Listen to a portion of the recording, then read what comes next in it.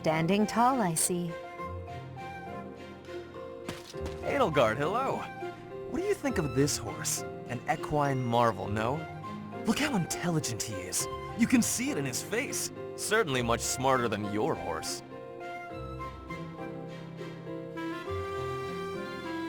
Oh, what a lovely bloom.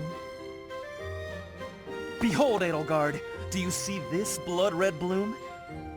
This is much more impressive than the pale little sprigs you have there. And, as I'm sure you know, redness symbolizes courage and strength. Ferdinand? Stop. I can't believe you're wasting my time with a petty one-sided rivalry. What are you complaining about? You told me not to publish my pamphlet, and I complied. I've had enough of your foolish antics. Very well. I will grant you the duel you so desperately desire. But when I win, you must forfeit the right to bother me with your ridiculousness. Forever. Do we have a deal? Ah, so you'll fight me after all? Wonderful. To battle, then! All right, Edelgard. Have at me! As you wish. Ha!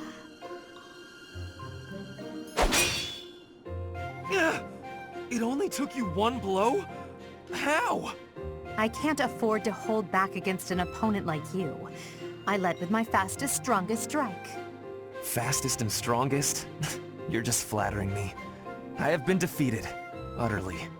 I cannot believe I was foolish enough to challenge such a plainly superior opponent. The difference in our skill level is not so great as all that. If you had taken the first strike, you might have won. That's why I didn't give you the chance. I do not think talent is what separates us so much as readiness. I had not the faintest idea of what to expect from a real duel. I was playing, but you were not. That such an ill-prepared noble would think to challenge you? It is laughable. Ferdinand.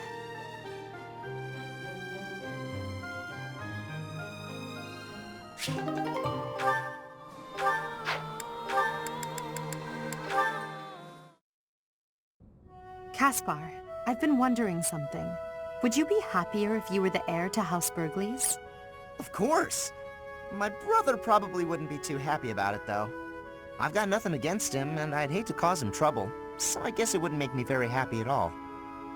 You may not want to hear this, but your brother is not a good man. He's lazy and greedy, and has always relied on the knowledge that he would inherit a title. That's my impression of him, anyway. You don't hold anything back, do you?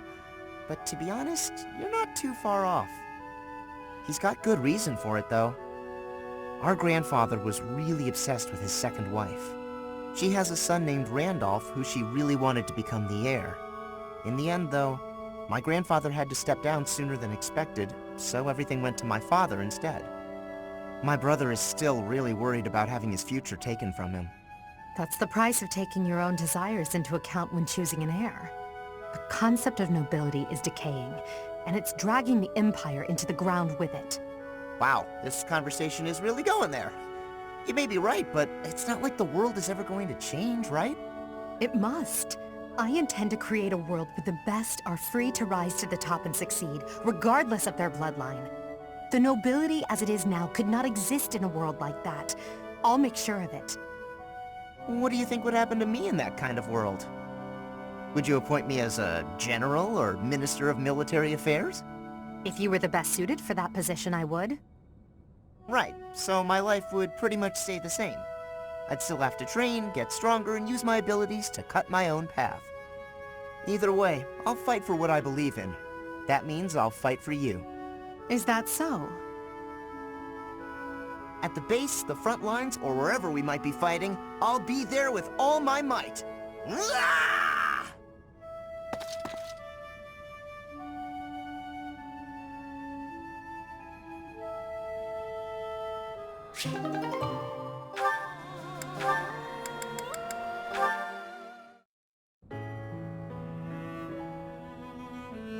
Gardening with you is a lot of fun, Lady Edelgard. I feel the same. You know so much about it, Bernadetta. I looked after flowers a lot back home. I like them. They don't talk, they don't get angry, they don't hit you. They're sweet. They are sweet. Unlike people, they can all be trusted on sight. You're sweet too, Lady Edelgard. I mean, not sweet, but, you know what I mean. You can talk or even get angry all you want. Well, I'll strive to avoid getting angry. You're really kind. I'm less scared of you than I used to be. Most nobles are terrifying. I've had lots of bad experiences with them.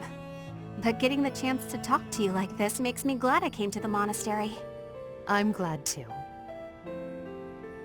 I had heard rumors about the reclusive daughter of House Varley, but you're nothing like I imagined.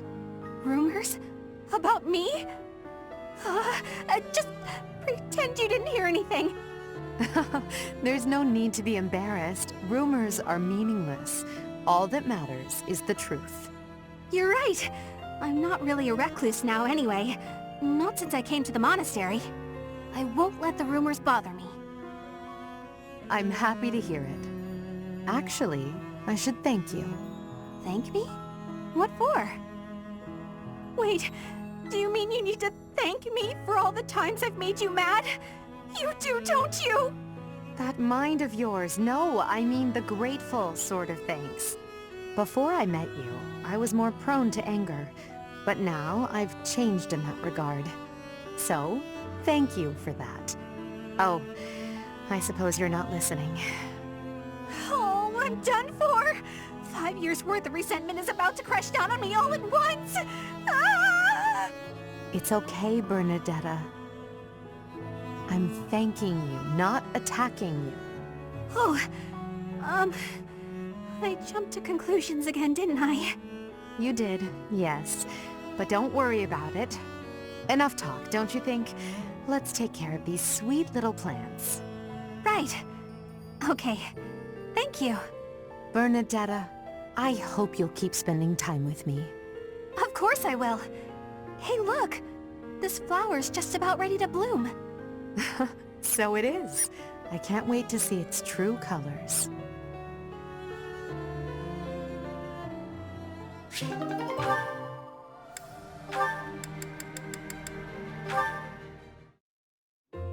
I have been watching you in secrecy, Edelgard. But you and Hubert were noticing me, correct? Well, if you intend to shadow us like that, you can be sure it won't escape our notice. Hubert was primed and ready to remove you. I ordered him to stand down. You have my thanks. I have been making a decision that I am wanting to learn from you. I was thinking it was enough to be shooting one bird with one arrow. But after speaking with you, I trained with hardness. Now I can be shooting 2 birds with 1 arrow. 2 pheasants? Are you implying that... Yes, a single arrow. That's astounding, Petra. It's perhaps a bit late to explain now, but what I was getting at earlier was actually... I am having a joke. You... come again? I really was shooting these birds with 1 arrow, but my joke is that I did have understanding about what you told me. I took it to my heart. Did you now? You are a person with great bluntness. I am admiring of you. As an emperor, a commander, a warrior, and a friend, you are excelling at all that you do. All of the Empire is resting on your shoulders, and that is including Brigid, too. I will not be falling behind you. I will be carrying Brigid on my shoulders, too. And one day, you and I will be facing each other, and we will be shaking hands.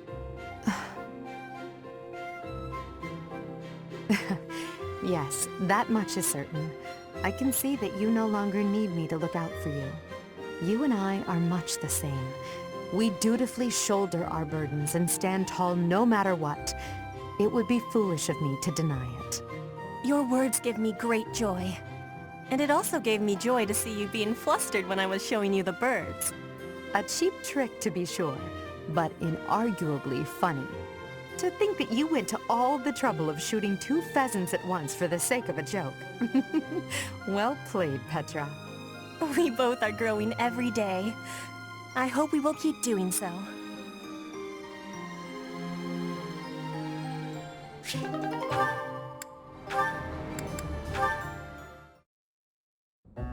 Show them this letter.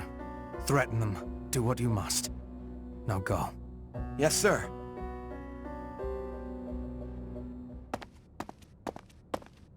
Hubert, that letter.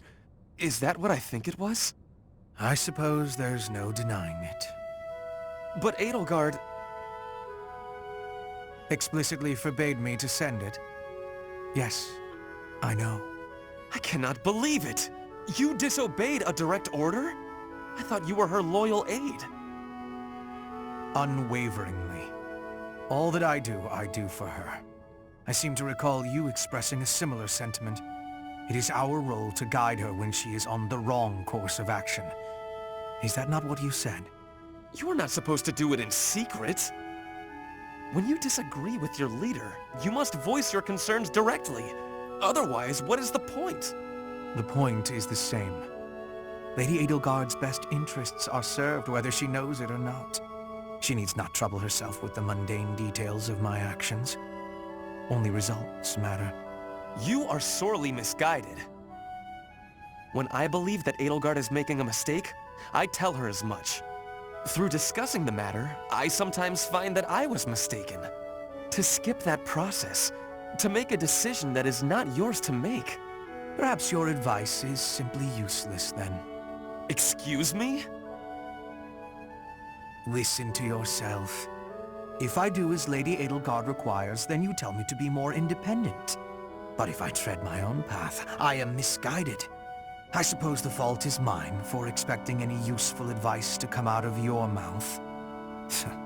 Ugh, I have had enough of your grousing. To think, I started to believe you were a useful aide.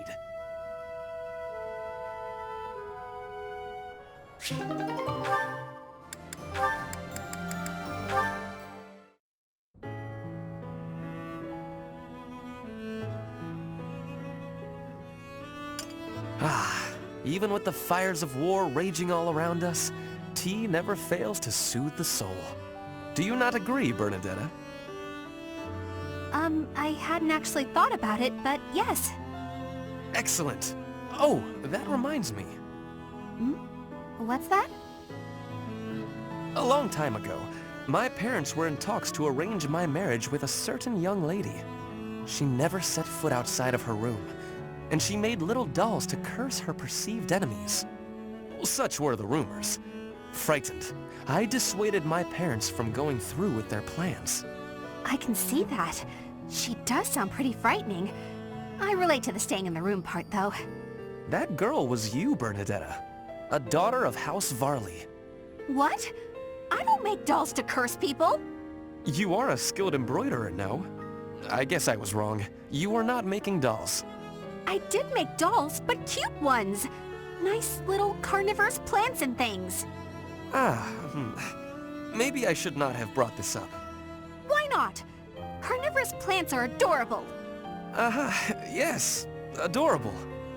Anyway, if I had actually known you, I would have accepted the proposal. Why? Did you have some scheme in mind? No, I just mean, now that I have gotten to know you, I would have been happy to... So, you're saying you'd... with me? It's getting kinda hot in here, isn't it? Maybe it's the tea. Why are you getting so worked up? That was all a long time ago now. A long time ago? Yes. Now we are soldiers fighting together in the same great conflict, right? And my parents are gone. So any agreements they might have cooked up would be completely invalid. I guess so. Just think. If we had been married, we would not have been able to build such a deep friendship. That's true. Yeah, we never would have gotten this close. I would have given up on the relationship my parents chose for me and shut myself away even more. So all in all, I am glad I refused to marry that doll-cursing princess. Hey! I said I never made curse dolls! Sorry. I am just glad to have met you at the monastery. I had better take my leave. We should have tea together again sometime soon. Yeah, see you. I'm glad we met here too. Hey,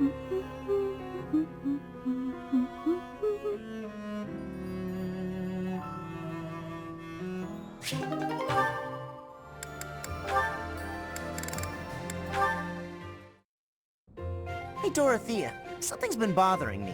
I kind of feel like you act more casually around me than you do with other people. Casually? I don't know what you mean. I just feel like you're always asking me to do things that might make other people uncomfortable.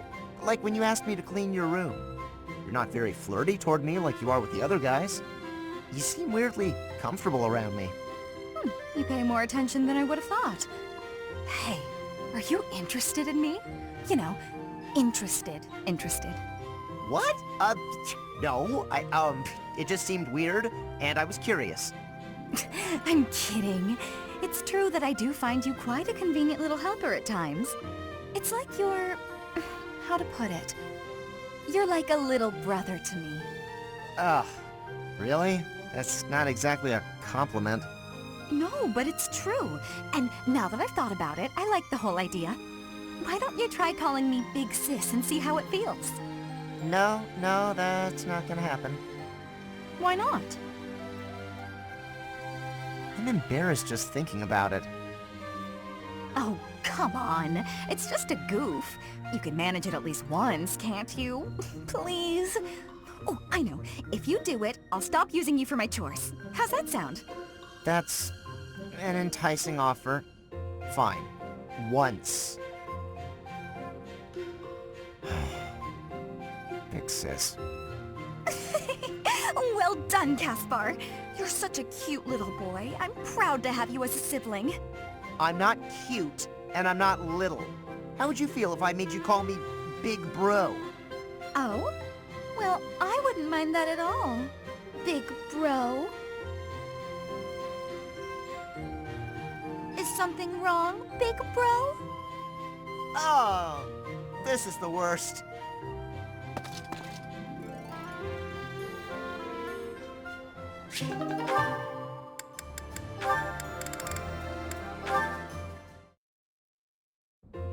Dorothea, I want to be asking you a question. Oh, please do. Why have you come to Garreg Mach? Is your goal different from the rest? Yes, I suppose. Everyone here is an heir or an heiress, but not me. I'm just a commoner. When I enrolled in the Officers' Academy, I was different than everyone else. I wanted to secure my future, and my big idea was to marry money. Ever since, I've been dating different, terribly well-to-do men, searching for a good one. So far, there's been no reason for a second date. Marrying money? That is not sounding like a good idea. Money would be a bad husband. Pretty much. But you treat me well. I have so much gratitude. Why do you show me such friendliness when I am not money? Oh, no, Petra. This isn't like that. I like spending time with friends. It's wonderful being friends with you, and I hope we can stay close for a long time to come. Yes, I have that hope too. But I have also been thinking of who is good for me. Oh, I see.